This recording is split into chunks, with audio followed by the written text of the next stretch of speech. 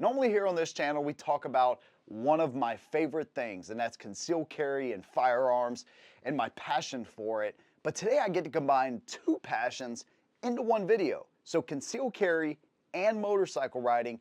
I'm gonna give you the best ways that I found to conceal carry on a motorcycle and maybe some things that you wanna think about along the way. Now I did another video on my dedicated motorcycle video, so if you're into motorcycles and you like guns, well, y'all are my people, and I know a ton of people that carry and love motorcycles, so it's a pretty cool cross collaboration here between the channels. But if you want to find out more about this specific topic, I talk about a lot of different stuff on the video I just did on my motorcycle channel, so I'll leave a link to that channel down below. It's Headshot Rides, and you can go over and check out that video as well. But today, it's about the best ways to carry on your motorcycle. Let's go ahead and get started. And the first thing we're gonna talk about is inside the waistband carry. Now I have two guns here, both of which I'm a fan of, one of which you'll find out in the other video on my motorcycle channel is not a great option, one of which is. But the equalizer, which is in this holster, not a great holster option for inside the waistband carry. Let me explain. So obviously the last thing you want to worry about when you're cruising down the road is your gun falling out. Maybe you don't even know about it, maybe you do. Maybe you look in the mirror and you see your piece just scraping and rolling down the highway, people trying to dodge their cars around, whatever the case may be. Maybe a little exaggerated, maybe not. But it can definitely happen if you choose the wrong inside the waistband carry holster option. Now I have a crossbreed holster here, which is not my favorite option, but it's actually pretty comfortable for the equalizer. This is all I have for this right now, but this is not something I will carry on a motorcycle. The reason being, no adjustable retention. So you see how easily that actually just pops right out of there. Now you may be thinking, well, if I don't mess with it, how is it gonna pop out? Well, any number of things, man, you never know. You could hit a pothole, maybe if you have a passenger on the back and you know, they move their leg. You never know, man. So these things can happen to you, and I want something with positive retention so I don't have to worry about my gun going flying down the highway. So a better option than this is a holster with adjustable retention and positive retention. That snap that you hear is crucial on a motorcycle. If you follow the channel, you know we work with holster. We have for freaking 8 years now or whatever it's been. And these guys are fantastic because that retention, you freaking, you know, load it up, holster it. You don't have to worry about it. It's gonna be right there. And you can adjust that retention too. So to adjust how much force it takes to actually pull the gun out of the holster, this is a great inside the waistband option. The next thing we're gonna talk about is a vest or some kind of clothing that has a holster built into it. Now this is becoming one of my favorite options because I can almost wear it year round, unless it's like a super hot and muggy day, which we have a lot of those down here in the South, but I can normally stand it because at least I'll have a t-shirt on or something like that. But regardless, any kind of garment that has a built-in holster that's gonna be safe and secure is fantastic. Now what I like about this one is that it has the elastic on the inside of the pocket here, right? So it's gonna accommodate quite a few guns. It's gonna cover that trigger guard, which we want. And then it also has these snaps right here. Cruising down the highway now. A lot of the times when I'm wearing this, it is in summertime, so I'll just have it wide open. If I have it closed, and this is something, again, I mentioned in that other video, is being able to get to the gun quickly, right? It has to be efficient and it has to be safely holstered. Those are two very crucial things. But if I have it open, you'll get the idea here. I can rip those snaps, boom, draw it, and be good to go. This is a fantastic option. They make long sleeve shirts. I've seen, obviously, pants that have like built-in type of holsters and stuff. Clothing like this can be a fantastic way to conceal carry. You're already wearing a shirt or whatever. If it has that built-in holster and it's safe and secure and everything we just talked about, this can be a great option for you. By the way, one thing that I wanted to mention on this jacket and the red jacket that you've seen, I never snap these right here.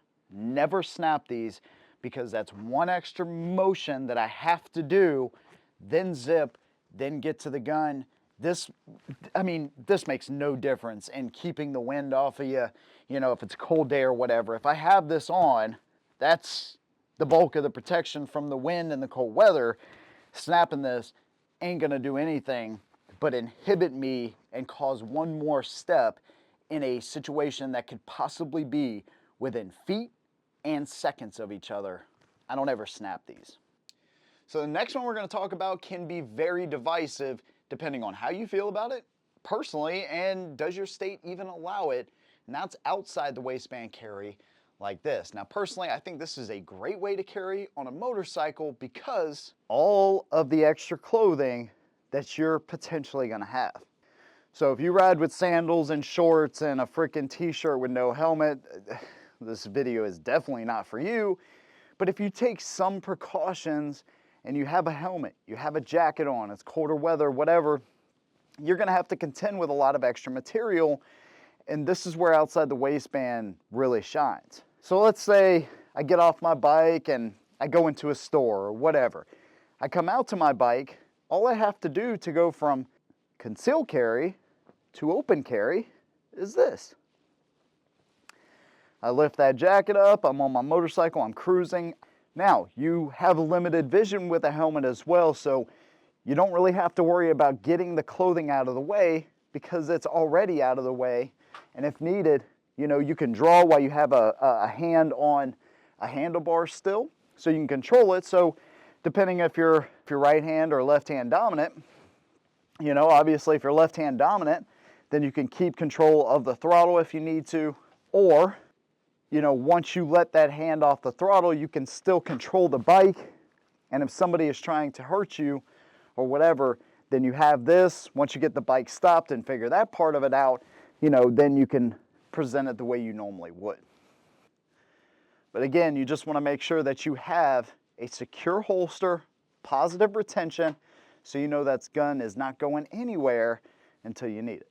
Now the next option we're going to talk about is a tuckable holster. And so when you're riding down the road, one thing I noticed, especially when I rode the CBR 1000 RR, which was the first leader bike I had ever ridden, or if I'm riding a bike where I am more in a hunched over tank type of position, I notice that the wind picks up and you're kind of hunched over and it's, you know, flashing your gun to everybody else driving around you. Well, a tuckable holster fixes this issue. So you can literally tuck your shirt over your gun. Gun's right here, by the way, and that clip design of the Oath holster from Tolster allows you to do that. It doesn't have to be Tolster. It can be whatever good holster you prefer. It can be that brand as long as it has adjustable retention and great retention. Go for it. I don't care what you actually choose. I just like Tolster, but I'm just showing you for an example. That clip design allows your shirt to be tucked around it. Now 99.9% of the time that gun is going to be in the holster. You're going to go on about your business. You're going to come home, kiss your wife, kids, whatever. But that 0.1% where you have to get to it, this, depending on how much clothing you have, is going to take some practice on your part. So get comfortable doing that, man. Sit down.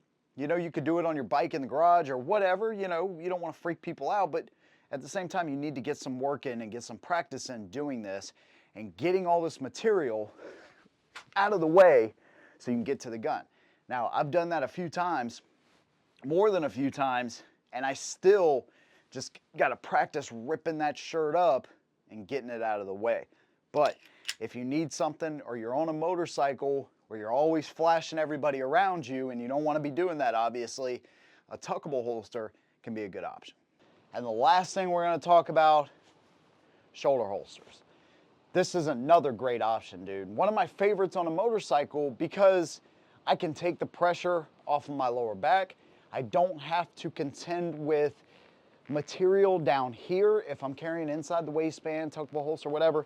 I don't have to worry about that. I have to worry about being able to get through my jacket now, undoing the thumb brake and getting to it that way. But it's super comfortable on a bike. You're already sitting down. You don't have to worry about your passenger so much, you know, messing with the gun or accidentally kneeing it or something like that. Are they comfortable with you carrying a loaded gun that's pointed basically right at them? Well, you'll have to talk to them about that. That's your cross to bear, not mine. But if you're safe and you tell them like, look, this thing ain't just gonna go off. But there are some extra precautions you're gonna wanna take because again, if you have to draw, right, then you gotta make sure you're good at that draw and your finger does not touch that trigger until you're on target and ready to fire. So this, I think, can be a fantastic option. There's caveats to all of this. There's pros and cons to everything in concealed carry. It is all a compromise of this way, that way, whatever. But we talk about a lot here, and we talk about concealed carry a ton on this channel, and carrying on your motorcycle is more involved than in a vehicle, but so much more enjoyable because being on a bike is so much more enjoyable than being in a vehicle. Depending on the vehicle, of course. There's some really fun vehicles to drive, but those are my favorite ways to conceal carry on a motorcycle. Those are the best ways that I've found so far to carry. If you want to support me, man, you can do that on Patreon for $1 a month. That's it, $1 a month from a lot of people really makes a huge difference. Big thanks to you guys. See you in the next one. And as always, hold them down.